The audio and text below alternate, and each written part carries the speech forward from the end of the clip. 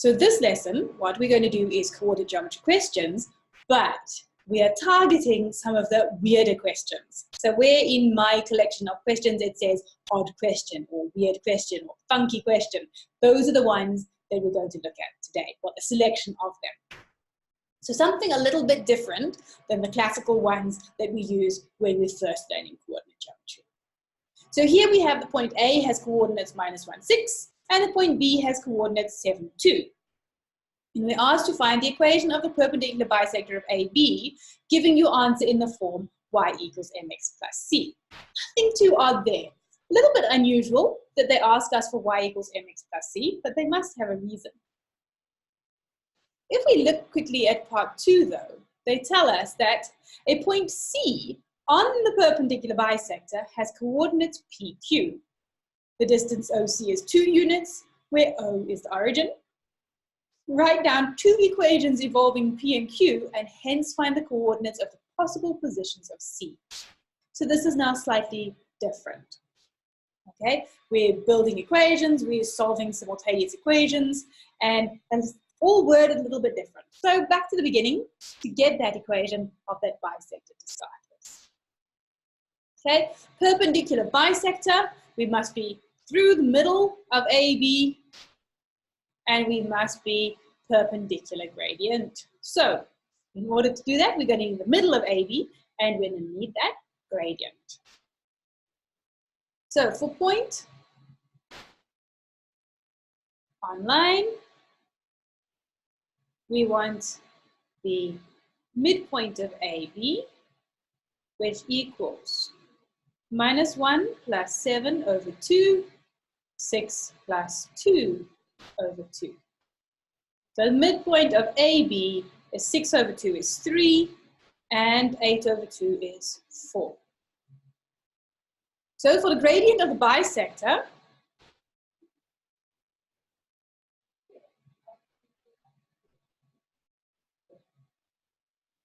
we have to start with the gradient of AB.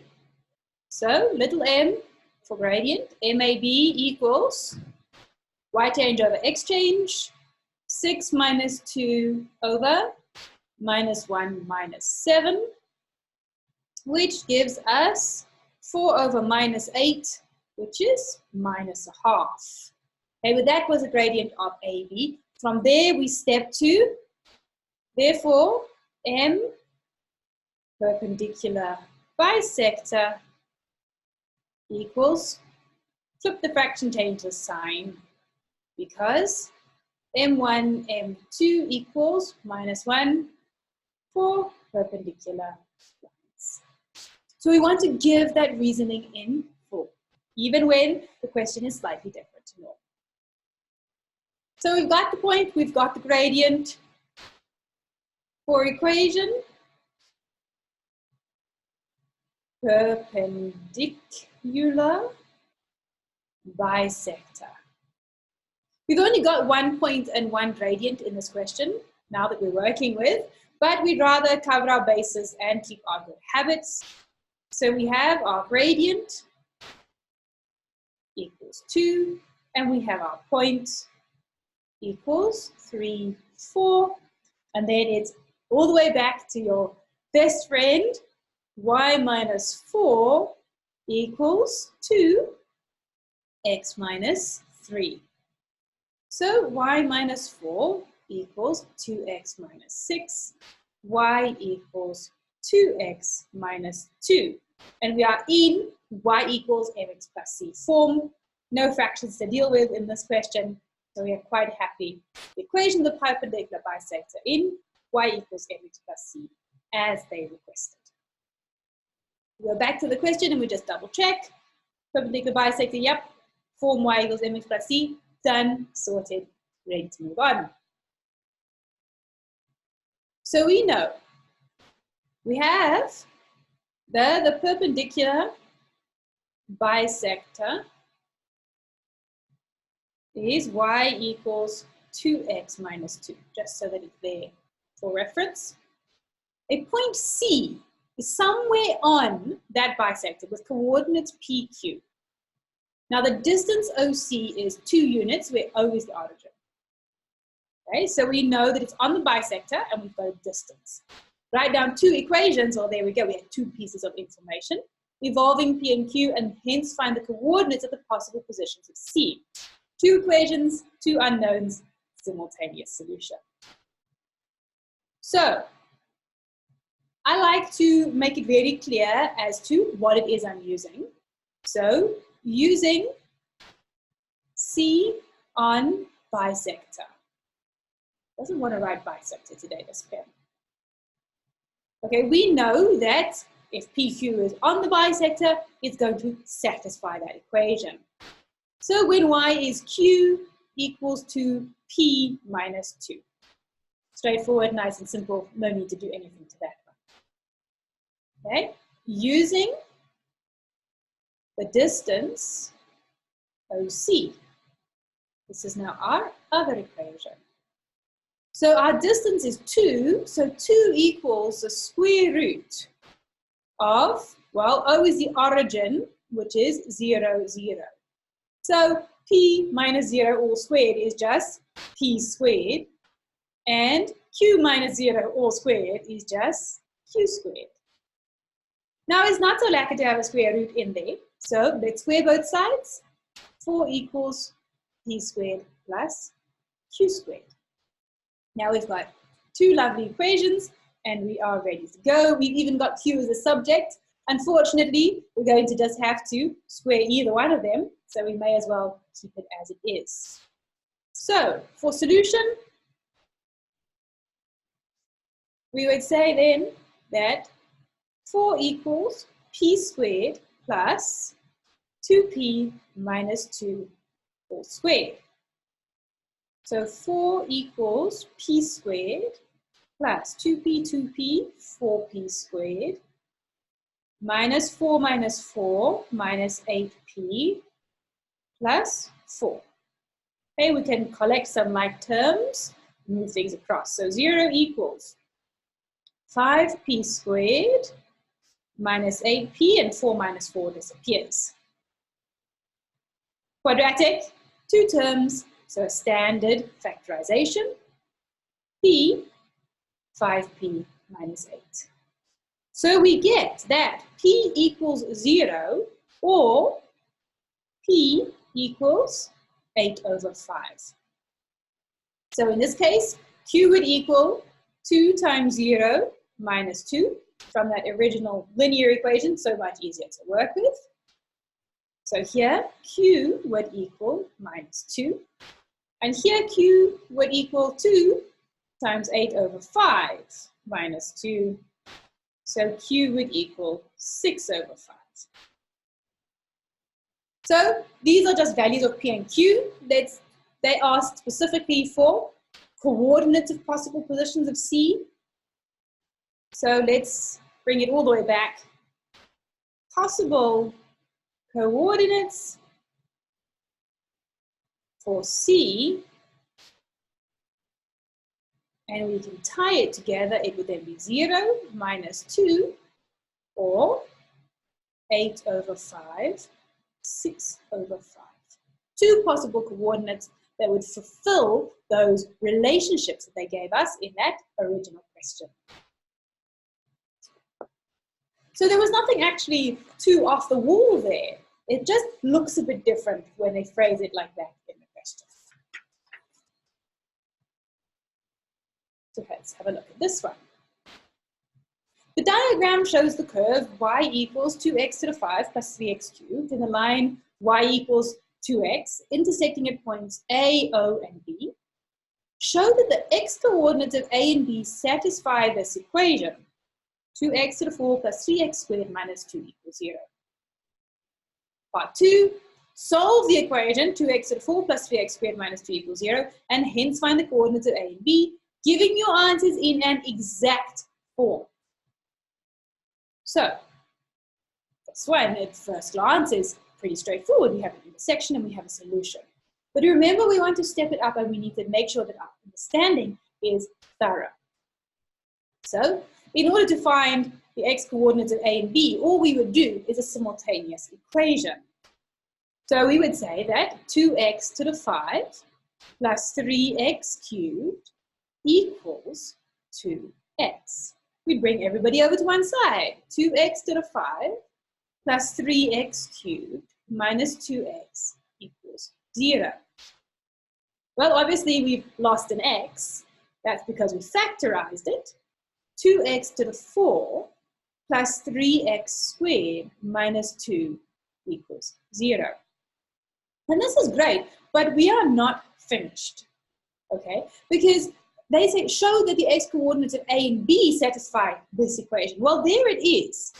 2x to the 4 plus 3x squared minus 2 equals 0. We've got to account for thoroughness with this x. So, x equals 0 is what? It's that intersection at the origin. Okay? Is intersection at origin. Oh. Therefore, 2x to the 4 plus 3x squared minus 2 equals 0 gives intersections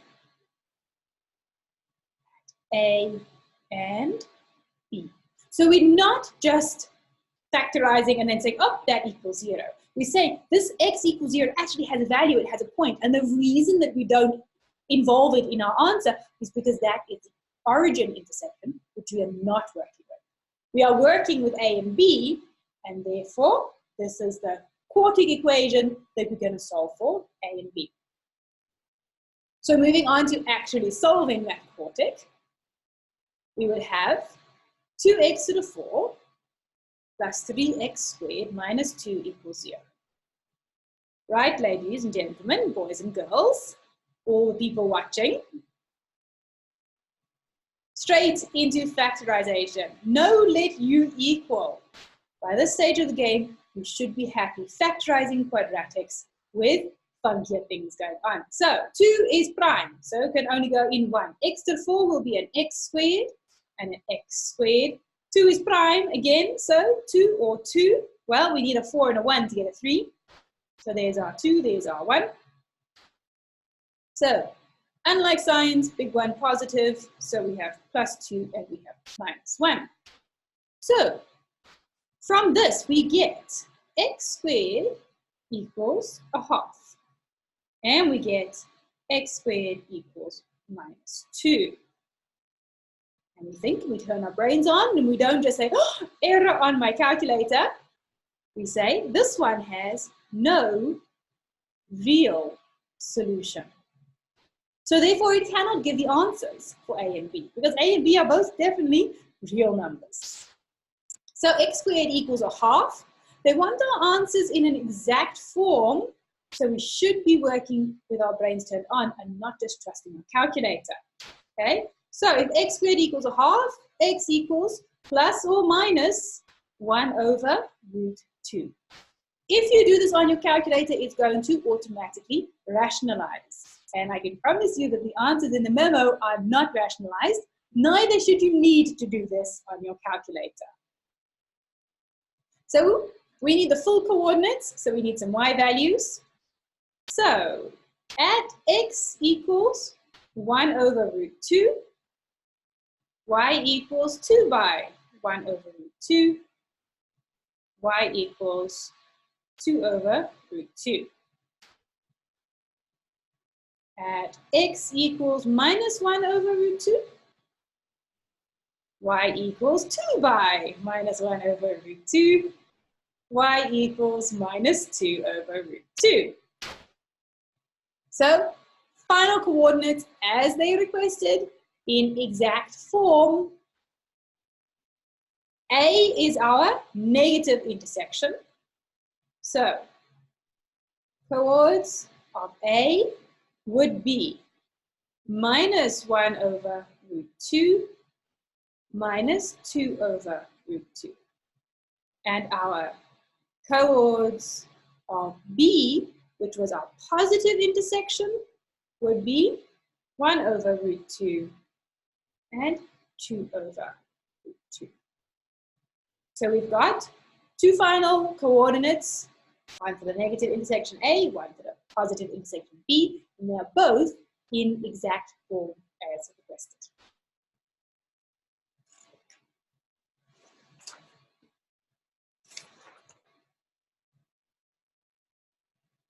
So our last question is again a bit of detective work. We have the line x over a plus y over b equals 1, where a and b are constants. Positive constants, no less. Okay, this line meets the x-axis at P, so that happens when y equals 0, and the y-axis at Q, which of course is where x equals 0. Given that PQ equals square root 45, and the gradient of the line PQ is -1/2, find the values of A and B. So this is another one of those questions where we've got a whole lot of information. We've now got to break it down, and we've got to then calculate A and B. So we need P and Q in order to work with this concept of this line PQ, whether it be distance or a gradient. We're going to need coordinates for P and Q. Okay, so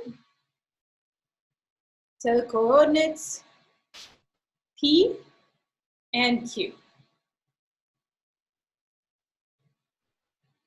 So we know that for P, we have y equals 0. So we have x over a plus 0 over b equals 1. Well, 0 divided by b, it's just going to all disappear. So we're going to have x equals a. So we get P is a 0. Doing the same thing for Q. Now, x equals 0. So 0 over a plus y over b equals 1.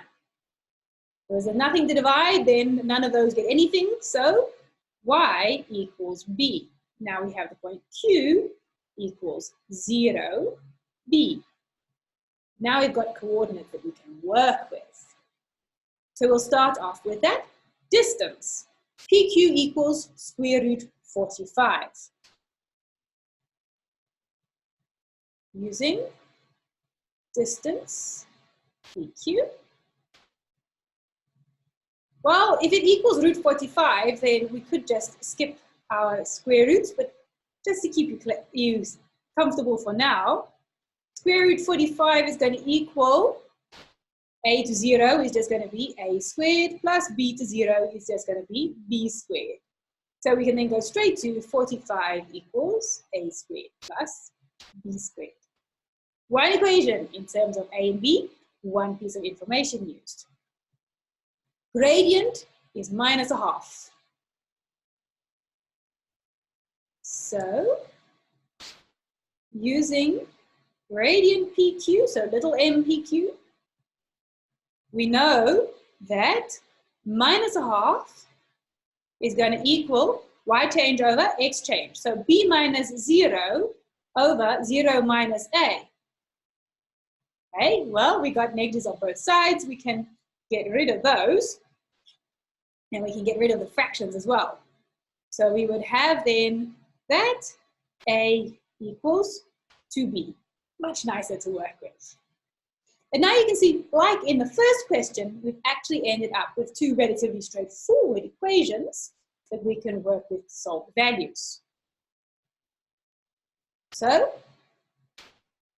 for values of a and b,